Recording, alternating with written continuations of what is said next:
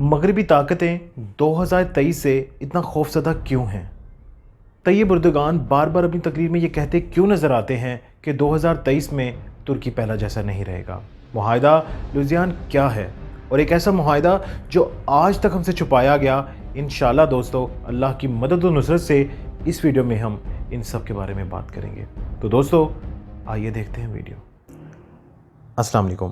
تمام تعریفیں اللہ رب العزت کے لیے کہ جس نے ہمیں ایمان کی نعمت سے سرفراز فرمایا، اور بے حد درود و سلام جناب رسول اللہ صلی اللہ علیہ وآلہ وسلم پر کہ جن کو اللہ نے سرتاج رسول اور خاتم النبیین بنایا۔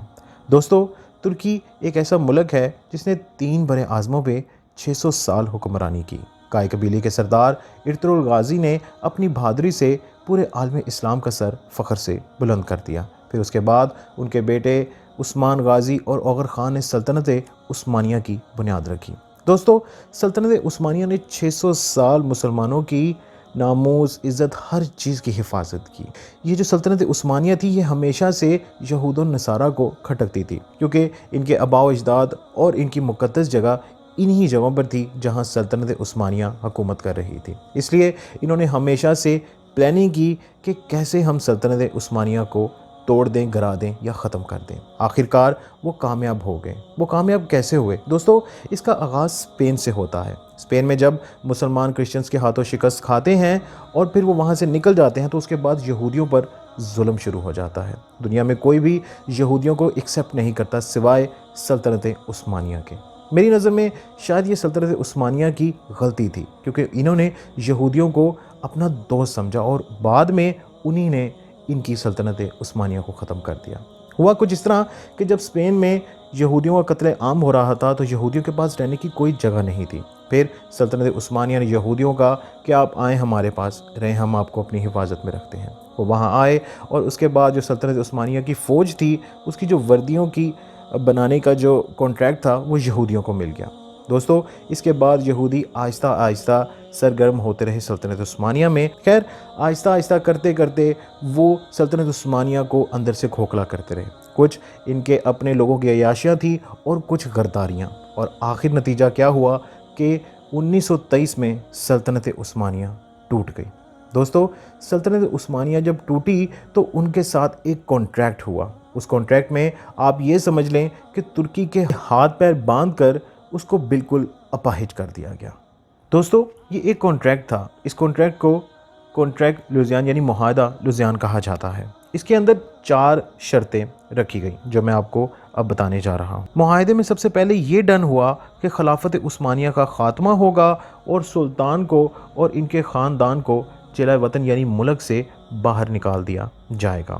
اس کے بعد دوسری یہ تھی کہ خلافت کے تمام پراپرٹیز اور مال کو ضبط کر لیا جائے گا، جن میں سلطان کی ذاتی پراپرٹی بھی شامل ہوگی۔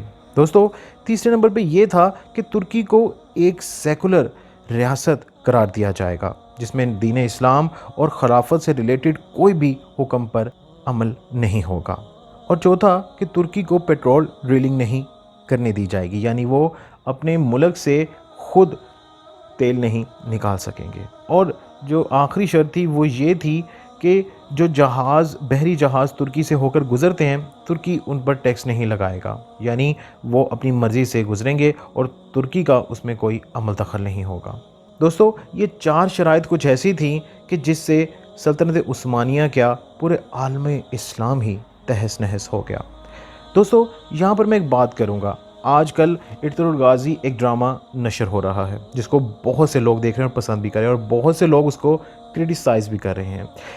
اس ڈرامے کو بنانے کا مقصد کیا تھا؟ اس کو کیوں بنایا گیا؟ دیکھیں دوستو جب کمال پاشا اتا ترک ترکی پر آیا تو سب سے پہلا اس کا جو ہدف تھا وہ یہ تھا کہ میں نے ترکی کو ایک سیکولر ریاست بنانا ہے۔ آپ اگر تاریخ کے پنوں کو ہٹا کے دیکھیں تو آپ کو پتہ چلے گا کہ جب بنو امیہ اور بنو عباس کے بعد اللہ نے اسلام کی مدد 2 ہی جگہوں سے فرمائی ہے، ایک کرد اور دوسرے ترک۔ دوستو ان دونوں چیزوں کو यहूद और नसारा ने बड़ी अच्छी तरह भांप लिया और उनको समझ आ गई कि यही दो कौमें हैं जो हमें पिछले कुछ सालों से तंग करती आ रही हैं और मारती आ रही हैं। लिहाजा इन्होंने इनके साथ एक गेम खेलना शुरू की। वो गेम क्या थी कि इनको दीन इस्लाम से दूर कर दिया जाए। अगर इनको दूर कर दिया जाएगा तो इस्लाम जो हम पर हुक्मरानी करता आ रहा है वो शायद ठंडा पड़ जाए। और दोस्तों हुआ भी ऐसा। खैर इन्होंने क्या किया, कुर्दों को एक उन्होंने लॉलीपॉप दे दी, हम तुम्हें कुर्दिस्तान बना के देंगे जिसमें तुम आराम से रहोगे।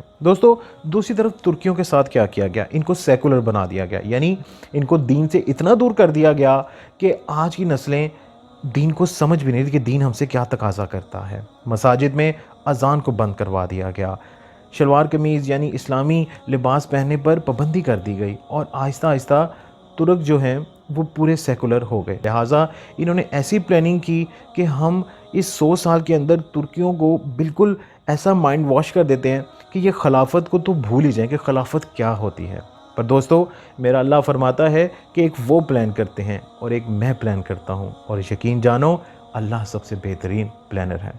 हुआ कुछ ऐसे कि 2003 में एक अल्लाह का मुजाहिद रजब तैयब अर्दगान आया। दोस्तों शुरू में तो ये बड़े ही नाप तोल, बड़े ही अपने अंदाजे के मुताबिक चले। आहिस्ता आहिस्ता इन्होंने अपना कदम तुर्की पर जमाना शुरू किया। आहिस्ता आहिस्ता इन्होंने IMF से तुर्की को छुटकारा दिलाया और फिर अपने असल हदफ की तरफ बढ़े। देखें हमारा माइंड कैसे कंट्रोल किया गया कि यानी 100 साल बाद जब ये डील ख़त्म होगी तो लोगों को खिलाफत का कोई डिज़ाइन, यानी उनके ज़हन में खिलाफत होगी नहीं, खिलाफत होती क्या है, सब कुछ भूल बैठेंगे। और यही हुआ। पर तैयब अर्दगान ने एक बहुत अच्छा काम किया। उन्होंने इर्तुगरुल गाज़ी जो ड्रामा है वो नशर किया, जो हम सब लोग देख रहे हैं। दोस्तों मेरी नज़र में ये आहिस्ता आहिस्ता एक तहरीक बन जाएगी इर्तुगरुल गाज़ी, क्योंकि मैंने खुद ये सीज़न देखा है और यकीन जाने इसमें बिल्कुल सही मायनों में दिखाया गया है कि कैसे मेहनत करके इन्होंने सल्तनत उस्मानिया की बुनियाद रखी और फिर कैसे पूरे आलम पर इन्होंने राज किया। यही मकसद था इर्तुगरुल गाज़ी बनाने का कि लोगों को खिलाफत के बारे में बताया जाए। है दोस्तों अब 2023 में ये डील ख़त्म हो रही है, इसलिए पूरा यूरोप और जो यूरोपी ताकतें हैं वो बुखलाहट और खौफ का शिकार हैं। 2010 में तैयब अर्दगान के जो फॉरेन अफेयर के मिनिस्टर थे उन्होंने एक प्लान तैयार किया जिसको नियो ऑटोमानिज़म कहते हैं। इसके दो हिस्से हैं। एक हिस्सा तो एलानिया है जिसे तैयब अर्दगान ने विजन 2023 के नाम दिया है। इसमें तुर्की की इकॉनमी की तरक्की के ऊपर बात की जाएगी। पर जो दूसरा हिस्सा है वो ज़्यादा अहम है, जो गैर एलानिया है। दोस्तों जिस पे मैं ये कहूँगा कि खामोशी से काम हो रहा है, वो मैं एक जुमले में इस तरह बयान कर दूं कि तुर्की इन तमाम मुल्कों और ख़ित्तों के साथ ताल्लुकात मजबूत करेगा जो माजी में सल्तनत उस्मानिया के अंदर शुमार होते थे। अभी आप अज़रबैजान और आर्मीनिया की जंग को ही देख लें, उसमें फुली जो तुर्की है वो सपोर्ट कर रहा है और तुर्की की सपोर्ट से एकदम जंग जो है वो अज़रबैजान के पलड़े में भारी हो गई है।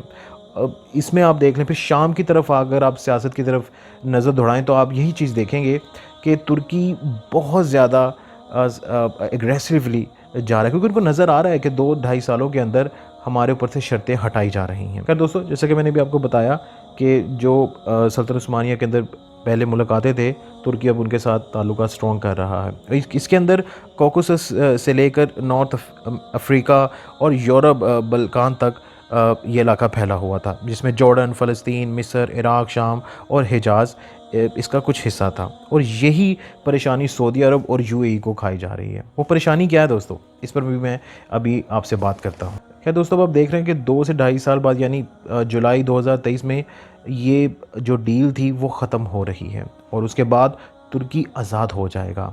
किन चीज़ों में आज़ाद होगा दोस्तों?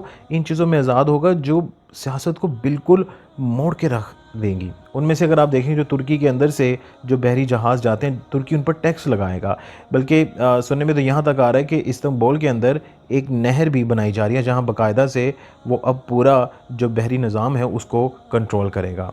और उसके बाद तो आप खुद ही समझ लें, क्योंकि सारा कुछ वहीं से होकर जाता है, तो तुर्की को तो बहुत अल्लाह की मदद मिलेगी। और दूसरा उसके बाद जो पेट्रोल है, यानी पेट्रोल अब तुर्की ख़ुद निकालेगा और वो हर कुछ कर सकता है। दोस्तों अब मैं एक ऐसी बात करने जा रहा हूँ जो यकीनन आपके लिए بہت ہلا دینے والی خبر ہوگی۔ میں نے بھی مختلف ذرائع سے اس کو کنفرم کیا اور ابھی تک تو یہ بات کنفرم ہی ہے، باقی بہتر اللہ جانتا ہے۔ دوستو وہ سننے میں یہ آ رہا ہے کہ ایک ڈیل یہ ہوئی تھی جس کو خفیہ رکھا گیا تھا، وہ یہ کہ ایک ڈیل ہوئی تھی، یعنی نجد اور حجاز، یعنی جو اب سعودی عرب کے اندر ہے، جس میں مکہ مدینہ آتا ہے، وہ الگ کر دیا گیا تھا، اور کہا یہ جا رہا ہے کہ 2023 کے بعد ترکی اس کو واپس ڈیمانڈ کرے گا اور اس کو واپس حاصل کرنے کی کوشش کرے گا، کیونکہ اس ڈیل کو انہوں نے خفیہ رکھا تھا، اور یہ ترکی کے بہت سے بااثر لوگ اس کے بارے میں باتیں کرتے ہیں اور ان کا یہ دعویٰ ہے کہ یہ بات ٹھیک ہے۔ اگر ایسا ہوتا ہے تو سیاست تو پوری دنیا کی ہی چینج ہو جائے گی، اور آپ بھی یہ بات سمجھ سکتے ہیں کہ کیوں عرب کے اندر بخلاہٹ دیکھی جا رہی ہے، کیوں وہ بھاگ کر اسرائیل کی گود میں جا کے گر رہے ہیں۔ عقل والوں کے لیے اشارے ہی کافی ہیں۔ دوستو جو سب سے زیادہ پریشانی سعودی عرب کو لگی ہوئی پچھلے کچھ سالوں سے، وہ یہ ہے کہ 2017 دسمبر میں ترکی نے ریڈ سی کے کنارے پہ جو واقع سوڈان کی ساحلی شہر ساکن کو 99 سال لیز پر حاصل کر لیا۔ یہ وہ جگہ ہے جو سلطنت عثمانیہ کا حصہ تھی۔ عثمانی دور میں حاجیوں کے جو قافلے تھے وہ یہاں پہ پہنچتے اور پھر یہاں سے سمندر پار کر کے اس طرف جدہ کی طرف جاتے تھے۔ اور سب سے بڑی بات جو سعودی عرب یا دوسری عرب اسٹیٹس کے لیے پریشان کن ہے، وہ یہ ہے کہ اس ڈیل کے اندر یہ بھی شامل ہے کہ ترکی جو اپنے جنگی جہاز، جنگی فوج وہ یہاں پر لے کے جا سکتا ہے۔ دوستو اب جو باتیں میں نے آپ کو کی ہیں، اب اگر ہم ان کی کڑی سے کڑی ملائیں تو ہمیں چیزیں سامنے واضح ہوتے دکھائی دے رہی ہیں۔ ابھی کچھ دنوں پہلے یعنی کل ہی طیب اردگان نے بیان دیا کہ بیت الاقدس ہمارا شہر ہے اور ہم اس کو حاصل کریں گے۔ طیب اردگان بہت پلاننگ کے ساتھ چلتے ہوئے آ رہے ہیں۔ اور دوستو اگر ہم پوری عالمی سیاست کے اوپر بھی نظر اٹھا کر دیکھیں تو ہمیں نظر آئے گا کہ یہ بلاک جو ہے وہ اب اللہ کی طرف سے مضبوط ہوتا جا رہا ہے، جس کو ایران نے ایک دم، جس گروپ میں ایران نے آ کے ایک دم تہلکہ مچا دیا۔ یعنی ایران پہلے دوسری سائڈ پہ کنسیڈر کیا جاتا تھا انڈیا کے ساتھ، جو چاہا بار ان کی بندرگاہ ہے ادھر سے انڈیا کو نکال کر ایک دم آنا، اس نے تو پوری سیاست کو ایسے تہس نہس کر کے رکھ دیا، اور جو سوچنے والے وہ تو اپنے قریب کوئی آخری جنگ کی تیاریاں ہوتے ہوئے دیکھ رہے ہیں، باقی اللہ بہتر جانتا ہے۔